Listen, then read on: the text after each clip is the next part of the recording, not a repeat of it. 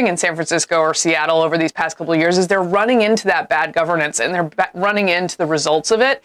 And I don't think there needs to be a lesson to punish people, but there do need to be literal lessons about how this form of government goes badly for people, particularly those who voted against Mamdani in New York, which were working class voters. There's this huge educational divide. CrossroadsIRL.com. Democrats do need to worry about something I call too big for your britches-ism. Like once you've had a good victory, you're really feeling yourself and you're like, yes, democratic socialism is what the people are crying out for.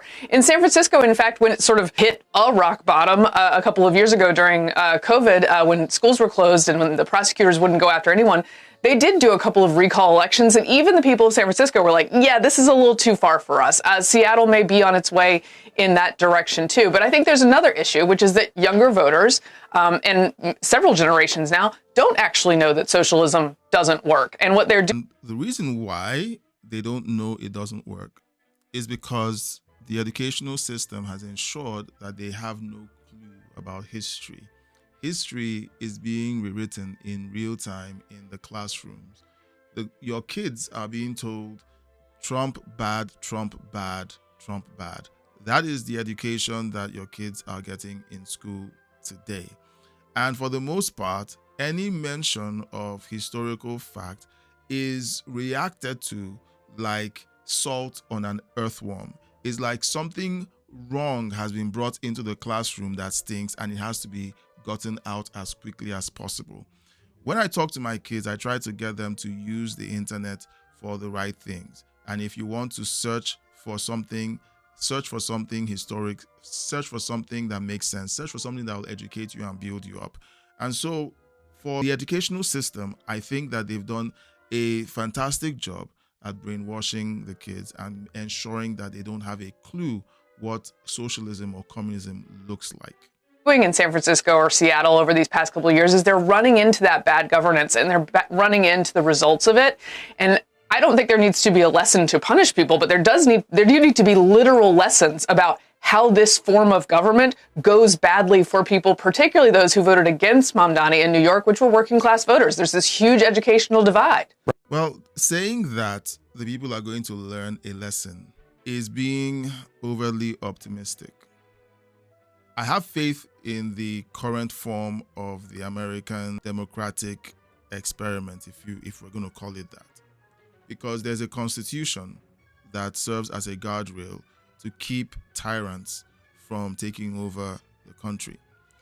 However, it's a historical fact that any city or state that begins to vote Democrat or socialist rarely turns that around. It takes something massively ground shifting to make that happen, but it hasn't happened yet. There are still Democrat socialist strongholds in different parts of the United States. Getting the hooks of these ideologies out from those communities and out from those states is near impossible, because they get in there, they pull in people who think like they do, and then they begin to change policy around voting and redistricting to ensure that their power is further entrenched in that state or in that city. Look at what's going on in California. They gerrymandered the state into oblivion, and suddenly they are complaining that Texas is trying to do the same. Now, I am not a fan of gerrymandering by any one group, Democrat or Republican. It is cheating and shouldn't be happening. Okay, so now I've let you know what my own position on it is. Here's what I think. Whenever you see any state or city voting socialist, voting by ideology or by tribe, because what we see in Zoran Mamdani is he garnered votes not just by appealing to those who felt like they were being oppressed by the wealthy. He also appealed to the illegal immigrants. And then by appealing to the illegal immigrants, he began to appeal to minorities. He did not have an America campaign. He had an immigrant and oppressed campaign.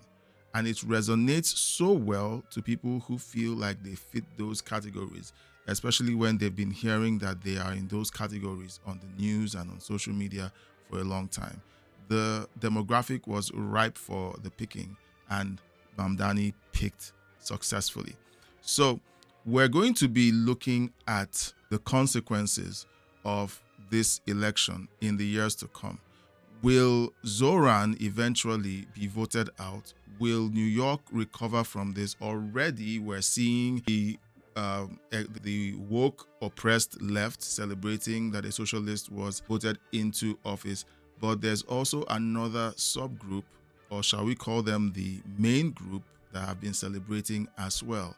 And these are those who believe that Sharia law should replace the Constitution of the United States. These two groups tag teaming, to be honest, I am very unsure whether New York will be able to extricate itself from the rule of socialism and Islam. Subscribe. Thanks for watching, liking, and sharing this video. Please subscribe, leave a super thank, and join my membership to keep me doing this. A huge thank you to my supporters listed on the screen. Thank you for your donations and membership. Thanks for watching.